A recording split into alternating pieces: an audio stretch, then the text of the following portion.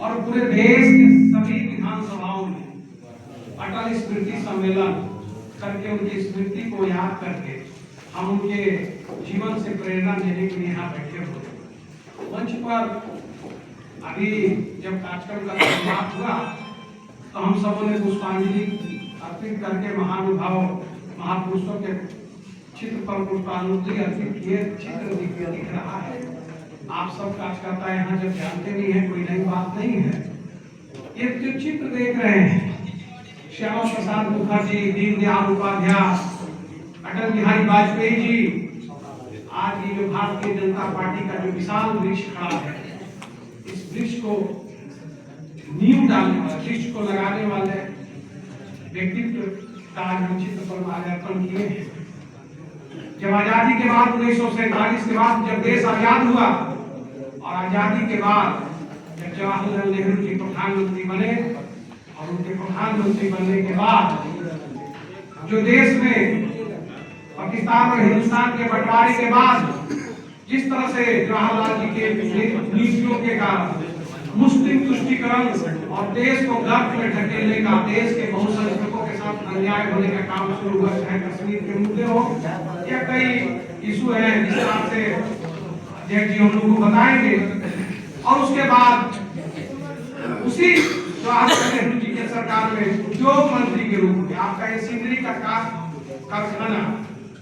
उन्हीं का देन है। उद्योग मंत्री के रूप में डॉक्टर श्यामा प्रसाद मुखर्जी उद्योग मंत्री थे उनके सरकार, और 1950 में उस सरकार से इस्तीफा देने और संघ के संघ से उन्होंने कहा कि हमें संघ के कुछ कार्यकर्ता दीजिए, हम पार्टी का निर्माण करेंगे, क्योंकि जो देश की दशा है, जो देश जिस ओर जा रहा है, अब इस देश जो है इस तुष्टीकरण पर चला है और जो कांग्रेस की नीतियां है वह बहुसंख्यक के हित में नहीं है और पार्टी का गठन करेंगे। और श्यामा प्रसाद आप सोच सकते हैं कि जिस कांग्रेस के राज्य में सूर्य अस्त नहीं होता, कोई सोच नहीं सकता था कि कांग्रेस के उस साम्राज्य को चुनौती दे सकता है। और उस समय कोई मुखिया का पद छोड़ना नहीं चाहता है। और उस समय डॉक्टर श्यामा प्रसाद मुखर्जी ने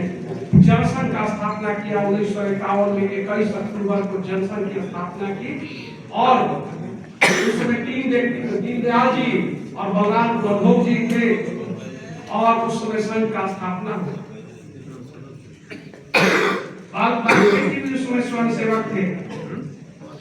और आप समझ सकते हैं कि वह जनसंघ और 57 में जनसंघ जो है और 57 का चुनाव में 52 के चुनाव में फिर 57 के चुनाव में अटल जी भी जीत करके आए जनसंघ से। और जनसंघ और जब जहां हुए बलिदान मुखर्जी, वह कश्मीर हमारा है, कश्मीर के इशू पर श्यामा प्रसाद मुखर्जी ने जो आंदोलन किया और जो उनकी शहादत हुई, आज भले ही उनका जो सपना था कि जहां हुए बलिदान मुखर्जी वह कश्मीर हमारा है, और कश्मीर आज भारत का अभिन्न अंग है। भारत के अन्य हिस्सों में जो कानून है वह भी वहां कानून है। जो सपना देखे थे श्यामा प्रसाद मुखर्जी, उसको प्रधानमंत्री मोदी जी ने आज पूरा किया।